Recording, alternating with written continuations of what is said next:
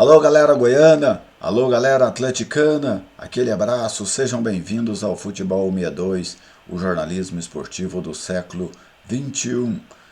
E estamos aqui para mais um pré-jogo. Hoje, neste vídeo, pré-jogo de Atlético e Defensa e Justiça, jogo pela quarta rodada da primeira fase da Copa Sul-Americana. Então, na sequência, eu vou trazer para vocês as prováveis escalações, falar um pouquinho aí do adversário do Atlético e também da situação matemática do grupo, né, que começa a ser definida neste início do retorno deste grupo F da Copa Sul-Americana. Tudo isso na sequência aqui no Futebol 62.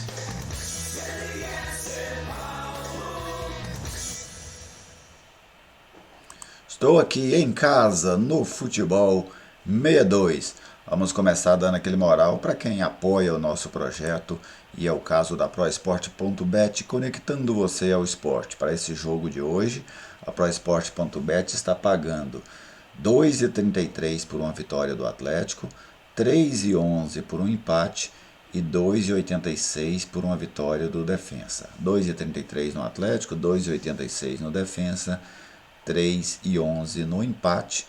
Você entra lá na proesport.bet, faz a sua aposta, depois você registra ela por este número que está aí, ó, 9503-2286 proesport.bet, parceira do Futebol 62.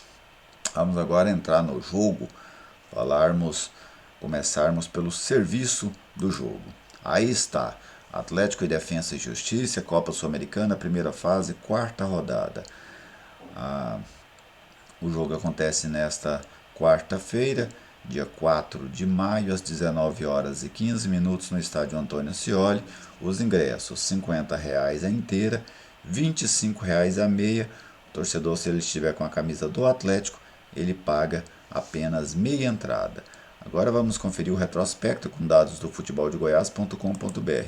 Apenas um jogo, né, que foi o jogo de ida dessa primeira fase da Copa Sul-Americana. Lá na Argentina, o Atlético venceu por 1-0, então tem aí, ó, um jogo, uma vitória do Atlético, um gol marcado pelo Atlético. Este é o retrospecto entre as duas equipes. A partir agora para falar do jogo, das escalações. O Atlético que tem problemas, né? O técnico Humberto Louser tem alguns desfalques para este confronto contra a equipe argentina. Vamos começar com a escalação do Dragão. Ronaldo mantido no gol, Dudu, Wanderson, Ramon e Arthur Henrique ganhando a posição do Jefferson. Baralha e Marlon Freitas, os dois volantes. Shailon substitui Luiz Fernando que não está inscrito na Copa Sul-Americana. Jorginho segue no meio campo, Léo Pereira pelo lado esquerdo. Lá na frente a tendência é que o Diego Churin seja o titular, no lugar do Wellington Rato, que não treinou durante essa semana.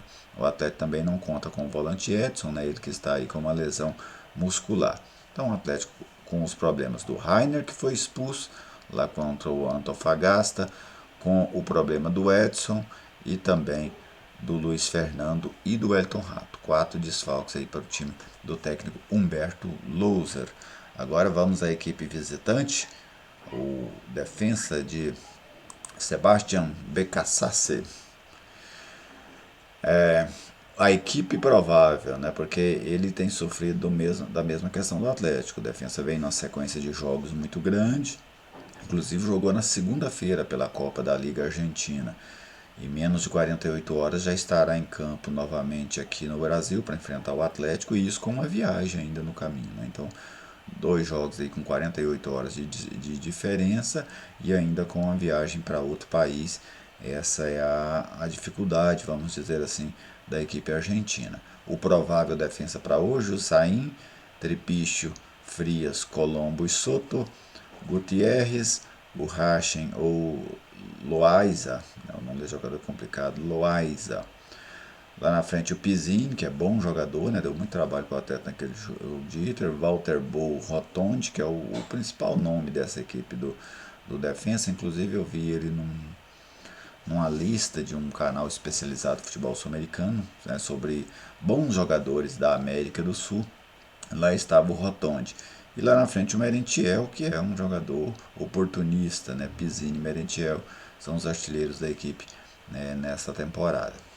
Bem, o Atlético que jogou contra o Defensa lá e percebeu, penso eu, né, muito a maneira da equipe argentina jogar. Um time até que parece mais um time paraguaio, sabe? Ele tem mais um perfil de um time paraguaio do que de um time argentino. Joga muito com bolas aéreas, né? Os paraguaios gostam muito eles usam o corredor central para fazer a saída e depois eles procuram um dos corredores laterais, né? Tanto faz o direito ou o esquerdo. E aí para centrar essa bola, e quando eles centram essa bola, quase sempre eles têm 3, 4 jogadores na área pelo menos. E esse time do Defensa ele usa muito desse perfil, né? Ele lembra o Coritiba jogando. O Coritiba também, que é treinado por um paraguaio, né? O Morínigo. Ele tem muito essa característica. Eu achei a estratégia de jogo ofensiva do Defensa muito parecida com a do Coritiba. É um time que procura muitos lados de campo para fazer esse cruzamento e chega com um bom número de jogadores na área. Então o atleta tem que tomar muito cuidado com esse tipo de jogada. Se saiu bem no jogo de lá, né? Lá o Defensa pôs muita bola na área do Atlético e o Atlético conseguiu se sair bem, segurando 1-0 que conseguiu construir logo no início do jogo. Mas é sempre bom você ter cuidado. Não acredito que o jogo aqui seja parecido com o jogo de lá. A tendência do Atlético com muito mais posse de bola do que teve lá na Argentina, do Atlético propondo o jogo, até pela sua necessidade. Mas esse time argentino é um time perigoso. Está mal, né, na Copa Sul-Americana, perdeu 2 duelos diretos dentro de casa, isso praticamente alijou a equipe da disputa, né? Lógico, se ele vencer os 3 jogos desse retorno, ele tende talvez até a se classificar. Mas a questão é que os 2 confrontos diretos contra Atlético e LDU são jogos fora de casa, né? O Defensa perdeu os 2 jogos em casa nos duelos diretos, e isso praticamente para mim alijou a equipe argentina da disputa direta pela vaga. Mas a equipe lá de Florencio Varela, né, joga hoje as suas últimas esperanças dentro da fase. Sabe que se não vencer o Atlético, está fora da disputa. Isso talvez faça com que o time argentino também saia para o jogo. Então a tendência de um bom jogo aí no estádio Antônio Scioli. Acho que o Atlético vai ter maior posse de bola, especialmente no início do jogo, mas com o passar do tempo, caso não tenha o resultado a seu favor, a tendência é que o time argentino também tenha que sair para o jogo. E aí podemos ter um jogo bem interessante, com as duas equipes buscando o ataque, com as duas equipes buscando agredir e chegar ao gol adversário. Matematicamente, para o Atlético, né, essa é uma rodada importante. Essas 2 próximas rodadas, o Atlético precisa criar alguma gordura em cima da LDU, nem que seja 1 ponto de diferença, 2 pontos de diferença, mas o Atlético precisa conseguir isso para não ir no mano a mano lá para Quito, ou quem sabe ir até atrás da equipe da LDU lá para Quito, que aí seria terrível, né? Então o Atlético tem aí 2 jogos dentro de casa contra o Defensa e o Antofagasta, precisa gabaritar, né? Ganhar os 2 jogos em casa para chegar a 12 pontos e aí obrigar a LDU a buscar também essa pontuação máxima. A LDU que joga com a Antofagasta fora de casa hoje, no mesmo horário do jogo do Atlético, e depois recebe o Defensa lá em Quito. Aliás, essas tabelas da Conmebol, elas são terríveis de ruins, né?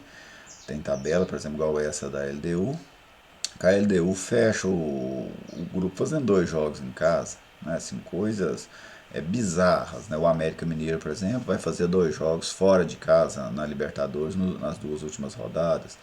O Atlético Mineiro vai fazer 2 jogos em casa. Então, assim, são tabelas muito ruins, muito mal feitas, né? É, eu não sei qual é a ideia de quem estava fazendo essas tabelas, mas são realmente muito fracas, né? Elas não prezam pela isonomia, não prezam por uma divisão.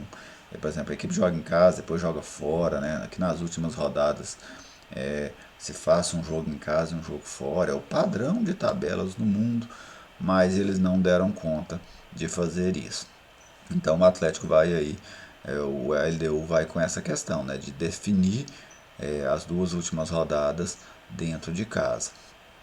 Então É um jogo fundamental para o Atlético, né? Para a classificação, eu penso que a vitória, porque ficar atrás da LDU, se o Atlético não vence o jogo, a tendência de ficar atrás da LDU é grande, e aí seria terrível para o Atlético ir para essas duas últimas rodadas atrás da equipe equatoriana, ainda com o último jogo acontecendo lá em Quito, né, na altitude, seria realmente muito complicado. Mas para mim o Atlético é favorito contra a equipe do Defensa, sabe? Mesmo reconhecendo um potencial no time argentino, reconhecendo que é um jogo perigoso para o Atlético, mas eu acredito que o Atlético seja favorito nesse jogo aqui no estádio Antônio Ascioli. E você, torcedor atleticano, está confiante para o jogo, que o Atlético vai quebrar esse jejum, né? O Atlético que não vence há 5 jogos. O Defensa também vinha num jejum, mas acabou conseguindo quebrar esse jejum aí na segunda-feira, venceu fora de casa a equipe do União e agora tenta engatar uma sequência positiva. Mas quero saber de você, atleticano. Gosta da escalação? Está confiante numa vitória hoje diante do Defensa e Justiça? Deixe aí o seu comentário, ele é sempre muito bem-vindo aqui no Futebol 62. Um grande abraço a todos vocês, obrigado pela audiência e depois do jogo eu farei uma live com a análise do jogo e muita interação com você também, amigo torcedor, para a gente falar aí de Atlético e Defensa e Justiça, tá bem? Em torno ali de 20 minutos mais ou menos após o jogo, 30 minutos, eu começo a live aqui no canal. É só o tempo de fechar os dados, de preparar as imagens para a gente falar deste duelo. Um grande abraço a todos vocês, muito obrigado pela audiência de sempre e até a próxima.